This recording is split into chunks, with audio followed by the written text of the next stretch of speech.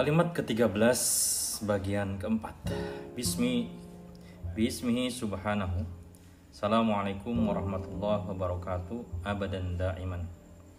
Wahai saudara yang mulia dan setia, aku melihat 3 cahaya pelipur lara. Hal itu akan kujelaskan dalam 3 poin kepada mereka yang sedang ditahan di penjara, serta pihak-pihak yang mengawasi, menjaga dan membantu mereka terkait dengan aktivitas dan urusan makan mereka.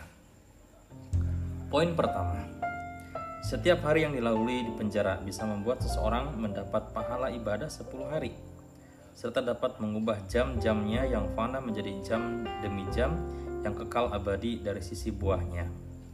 Bahkan 5 atau 10 tahun yang dilewatkan di penjara dapat menjadi sarana untuk selamat dari penjara abadi yang berlangsung selama jutaan tahun. Keuntungan besar tersebut dapat diraih oleh orang beriman dengan syarat menunaikan salat fardu, bertobat kepada Allah dari segala dosa dan maksiat yang membuatnya masuk ke penjara, serta senantiasa bersyukur kepada Allah diiringi sikap sabar. Selain keuntungan ini, penjara itu sendiri dapat menghalangi dirinya dari berbuat banyak dosa. Poin kedua, hilangnya derita merupakan kenikmatan, sebagaimana hilangnya nikmat merupakan penderitaan. Ya, setiap orang yang mengenang hari-hari yang telah dilewati dengan kenikmatan dan kegembiraan akan bersedih dan menyesal hingga lisannya berkata, "Oh." Sebaliknya, jika mengenang hari-hari yang dilalui dengan kesulitan dan musibah, ia akan merasa senang dan gembira karena semua itu telah sirna sehingga lisannya berucap Alhamdulillah.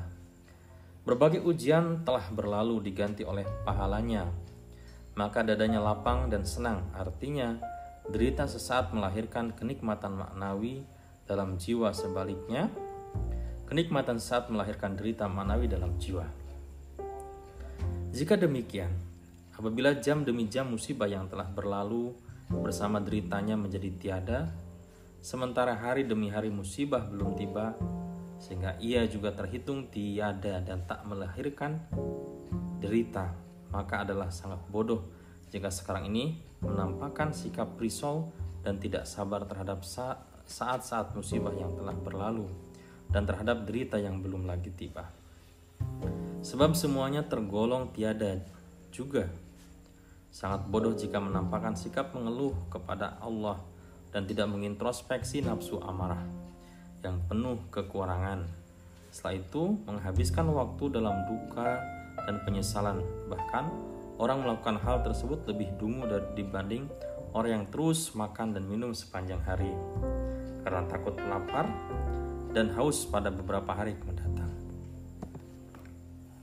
Ya, jika manusia tidak mencerai-beraikan kekuatan sebenarnya ke masa lalu dan masa mendatang, lalu memusatkannya pada saat ini saja, hal itu sudah cukup untuk melenyapkan segala kerisauan dan kesulitan.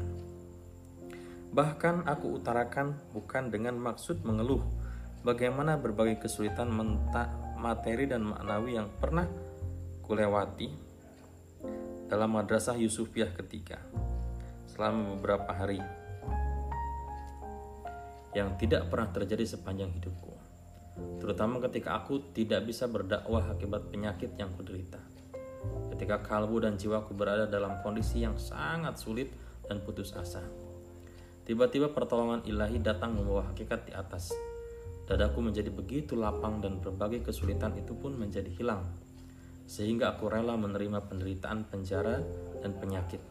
Sebab bagi orang yang sebentar lagi akan mati seperti diriku, niscaya mendapatkan keuntungan besar manakala setiap jam yang mungkin dilewatkan dalam kelalaian berubah menjadi 10 jam ibadah. Aku pun sangat bersyukur kepada Allah Subhanahu wa taala. Poin ketiga, tugas membantu para tahanan dengan penuh kasih sayang, memberi mereka makan yang dibutuhkan serta membalut luka maknawi mereka dengan balsam pelipur lara. Meskipun tampak sederhana, namun sebenarnya berisi pahala yang sangat besar. Sebab menyerahkan makanan yang dikirim untuk mereka dari luar terhitung sedekah. Akan ditulis dalam lembaran catatan kebaikan semua orang yang melakukan tugas tersebut, baik mereka yang membawanya dari luar penjara maupun pengawas yang membantu mereka, terutama jika tahanan tersebut sudah lanjut usia, sakit, miskin, dan jauh dari negerinya, maka pahala sedekah tersebut menjadi bertambah besar. Keuntungan besar ini tentu saja baru bisa didapat dengan melaksanakan berbagai kewajiban seperti sholat agar pengabdian di atas terwujud karena Allah. Syarat lainnya adalah harus diiringi dengan cinta dan kasih sayang tanpa pamrih apa-apa. Bismi subhanah wa inna min syai'in illa yusabbihu bihamdih. Assalamualaikum warahmatullahi wabarakatuh. Abadan daiman. Wahai saudara seagama dan teman-teman sependeritaan di penjara, terlintas keinginan dalam diriku untuk menjelaskan sebuah hakikat penting yang dengan izin Allah dapat menyelamatkan kalian dari siksa dunia dan akhirat. Aku akan menjelaskannya dengan sebuah perumpamaan sebagai berikut. Seseorang telah membunuh orang lain atau salah satu teman karibnya. Pembunuhan yang terjadi karena motif balas dendam yang tidak lebih dari 1 menit. Itu telah mengakibatkan kesempitan hati dan penderitaan di dalam penjara selama jutaan menit. Pada waktu yang sama, karib kerabat pihak yang terbunuh juga selalu risau dan menunggu kesempatan untuk bisa membalas perbuatan di atas.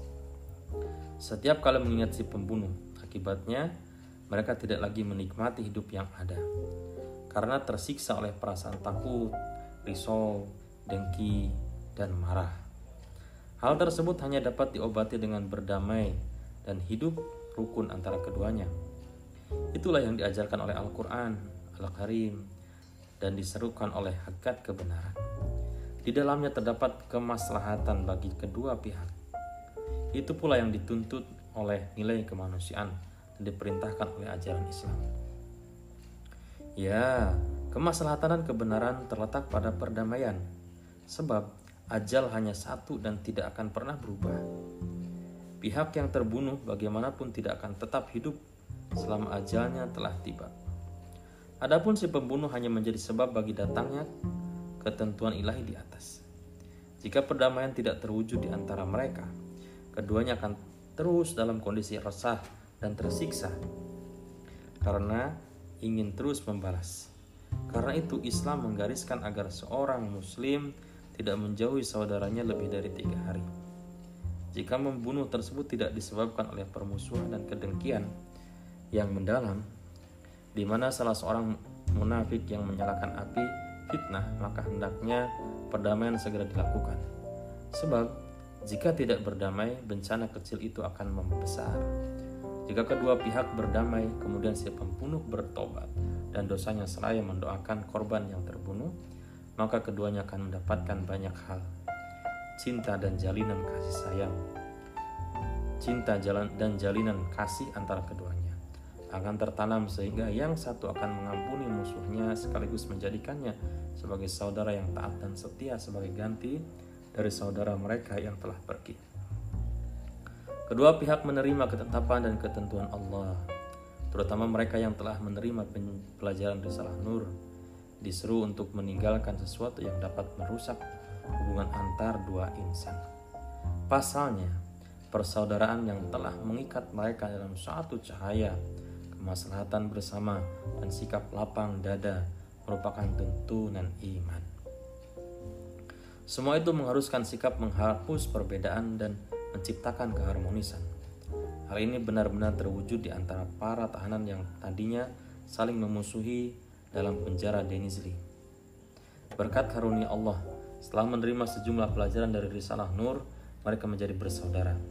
Bahkan mereka menjadi salah satu sebab yang membuat kami bebas, sehingga kalangan yang bodoh tidak menemukan celah di hadapan sikap saling mencintai di atas. Mereka yang bisa berkata, Masya Allah, semoga Allah memberkahi. Demikianlah berkat karunia Allah, dada para tahanan menjadi lapang dan dapat bernapas lega. Sebab di sini aku melihat sejauh mana kezaliman yang menimpa para tahanan tersebut. 100 dari mereka tertekan oleh tingkah satu orang. Bahkan mereka tidak berani keluar bersamanya ke teras penjara di saat-saat istirahat. Bukankah muslim yang baik dan memiliki hati nurani tidak akan membiarkan dirinya menyakiti mukmin yang lain, apalagi sampai menyakiti hanya untuk kepentingan pribadi. Tentu ia harus segera bertobat dan kembali pada Allah segera ketika menyadari kesalahannya dan tindakannya yang menyakiti orang beriman. Bismi subhanah wa inna min syai'in illa yusabbihu bihamdi. Assalamualaikum warahmatullahi wabarakatuh. Abadan daiman. Saudaraku, para tahanan yang mulia, baik yang baru maupun yang lama, aku sangat yakin bahwa pertolongan ilahi yang telah melemparkanku ke tempat ini, dan hal itu demi kalian. Yakni kedatanganku ke sini hanyalah untuk menebarkan pelipur lara yang berasal dari risalah nur kepada kalian, untuk meringankan berbagai kesulitan kalian dalam perjalanan lewat hakikat iman, untuk melindungi kalian dari banyak musibah dunia, untuk menghapus kehidupan kalian yang penuh dengan duka yang tanpa guna, serta untuk menyelamatkan akhirat kalian agar jangan lara seperti saat di dunia. Jika demikian hakikatnya, kalian harus menjadi saudara yang saling mencintai sebagaimana murid-murid Nur dan para tahanan di penjara Denizli. Kalian melihat para penjaga yang sangat tekun melayani kalian, menghadapi banyak kesulitan dalam melakukan pengawasan. Bahkan mereka memeriksa makanan kalian agar jangan sampai berisi senjata tajam sehingga kalian tidak saling melukai. Seakan-akan kalian seperti binatang buas yang saling memangsa. Kalian juga tidak menggunakan kesempatan yang diberikan untuk saling memaafkan dan berlapang dada.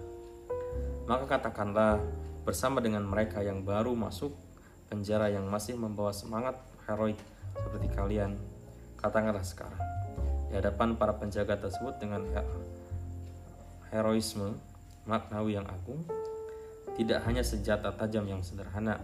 Kalaupun kalian menyerahkan senjata api kepada kami tidak akan menyerang teman-teman dan sahabat kami. Meskipun sebelumnya ada permusuhan tajam di antara kami, inilah keputusan yang telah kami ambil sesuai petunjuk Al-Quran, sesuai perintah ukhuwah Islamiyah, dan sesuai dengan kemaslahatan bersama. Dengan cara ini, kalian mengubah penjara menjadi madrasah yang penuh berkah.